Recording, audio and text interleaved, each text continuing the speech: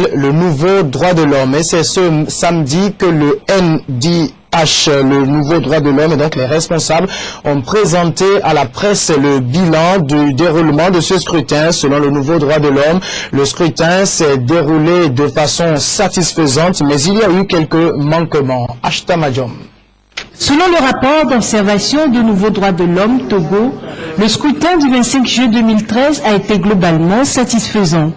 Les électeurs inscrits ont pu exercer librement leur droit de vote, sans contrainte, sans harcèlement et surtout en toute sécurité. Mais toutefois, des manquements ont été soulignés dans le rapport. Le manque de formation des agents électoraux, par exemple, une grande partie de la population ne sait pas voter. Et tout ceci a été en quelque sorte un fiasco pour NDH Togo, parce que ça aurait été plus bien, le processus aurait connu beaucoup de règlements. Le NDH Togo a couvert la préfecture du Golfe et le Lomé commune avec 22 observateurs déployés sur le terrain. Les responsables du NDH Togo tiennent à féliciter les Togolais pour leur degré de maturité lors de ces élections législatives.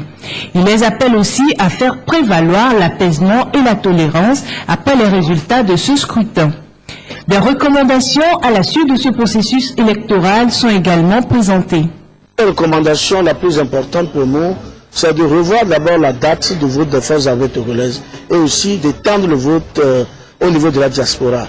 À part ces recommandations importantes, nous avons demandé à ce que les pouvoirs publics mettent à disposition plutôt des organisations de défense des droits de l'homme et de la société civile des moyens adéquats pour commencer dès maintenant la formation de la population pour les futurs enjeux. Sinon, nous risquons encore d'avoir plus de bulletins nuls. Quelques défenseurs des droits de l'homme ont été portés à titre de président d'honneur de l'ONU au cours de cette rencontre.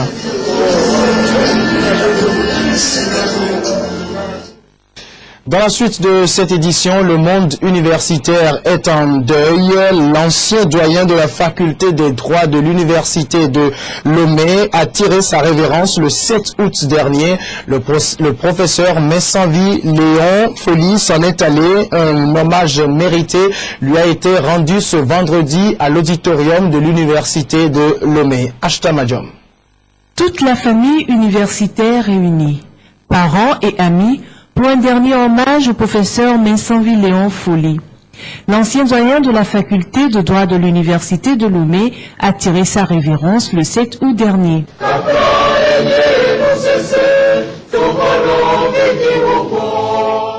Le doyen Foli a préparé sa relève en formant de nombreux enseignants dont votre serviteur, en les aidant à s'élever en grade. Un grand homme s'en est allé, laissant derrière lui un héritage intellectuel incontestable. Pépé, on l'appelle Pépé, nous. C'est notre béquille, c'est notre père.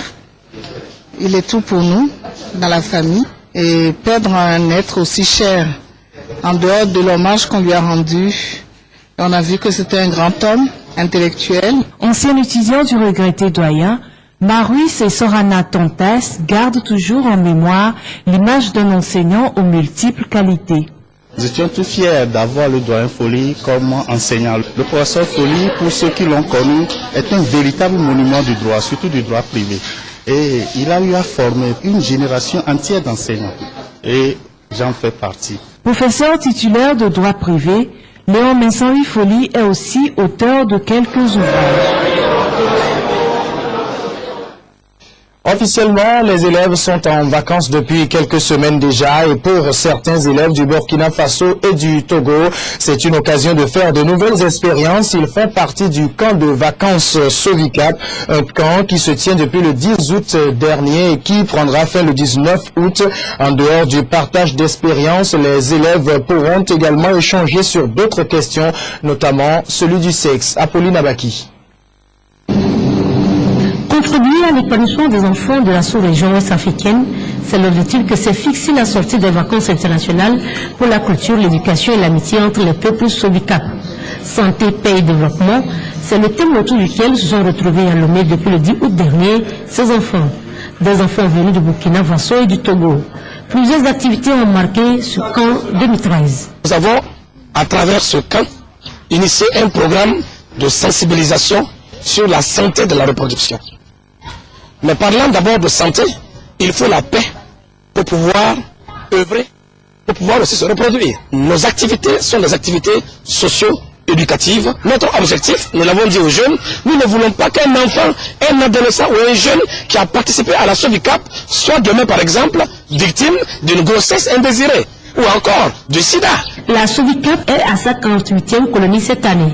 L'occasion a été également pour les organisateurs de parler de sexe, un sujet tabou dans beaucoup de milieux, surtout avec les enfants. Ceux-ci semblent avoir tiré des leçons.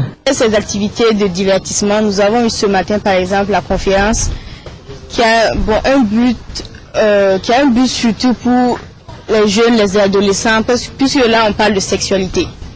Ça a un impact positif sur nous pour d'éventuels problèmes liés à notre vie sociale.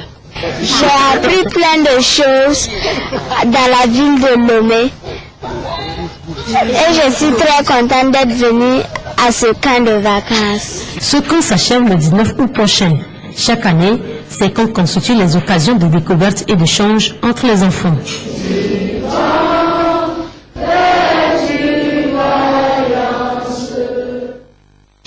En Égypte, la réconciliation entre frères musulmans et anti-morsi n'est pas pour aujourd'hui. Il y a quasiment des affrontements entre les deux camps presque tous les jours. Ce vendredi encore, les affrontements ont tourné véritablement au drame. On parle de plus de 80 morts et des centaines de personnes ont été arrêtées par les forces de l'ordre. La tension est montée d'un cran lorsque ces forces de l'ordre ont pénétré à l'intérieur d'une mosquée pour y déloger les partisans de l'ancien président.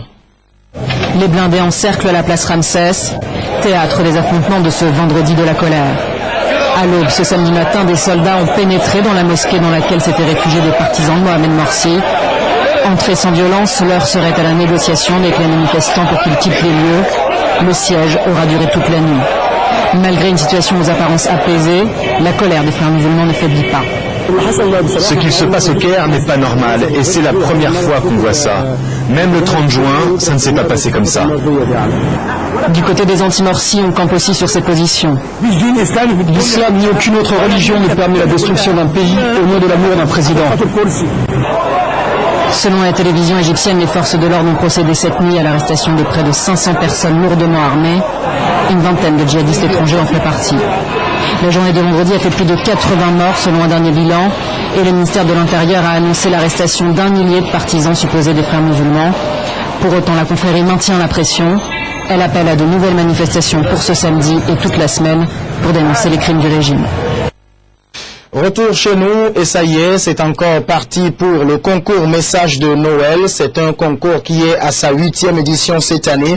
Le lancement du concours Message de Noël était couplé de celui du festival de danse folklorique d'où Nono Lomé 2013. Ces deux événements sont une production de Nana Media Culture. Radjoul Mohamedou. C'est parti pour les activités culturelles de Nana Media Culture. Une cérémonie de lancement de la 8e édition du concours Message de Noël sur le thème Stop aux pratiques sociales et culturelles néfastes aux enfants. Cérémonie qui a vu la participation de plusieurs autorités administratives et traditionnelles et des groupes d'enfants venus de toutes les régions du Togo qui ont animé la soirée avec des danses chorégraphiques et des théâtres.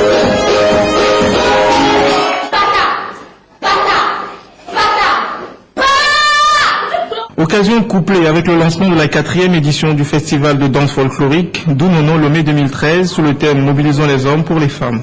Le groupe de danse folklorique était aussi de la partie.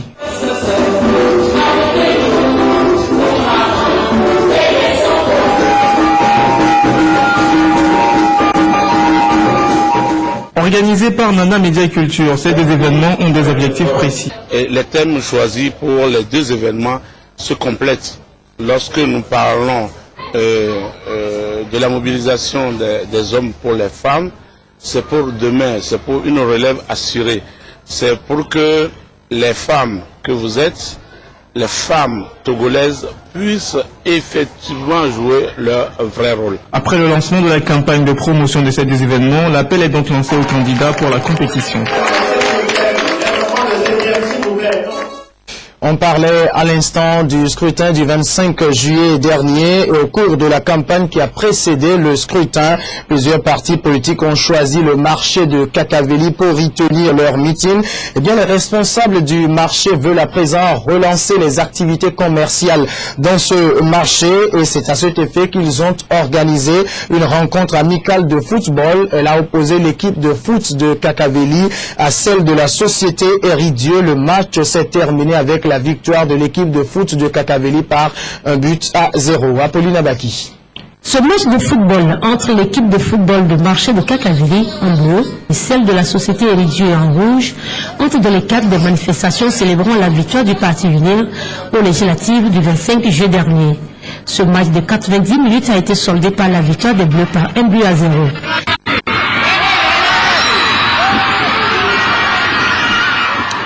L'équipe adverse accepte sa défaite avec le fair play.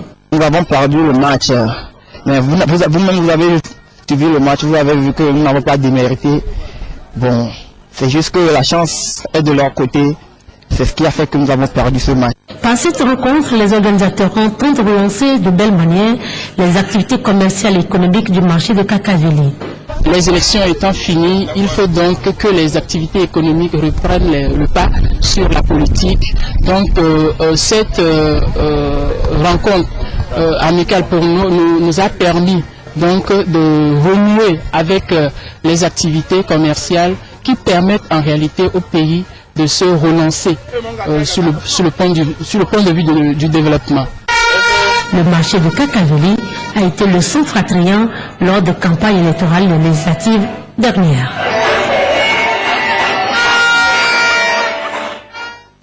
Vous êtes nombreux à nous suivre.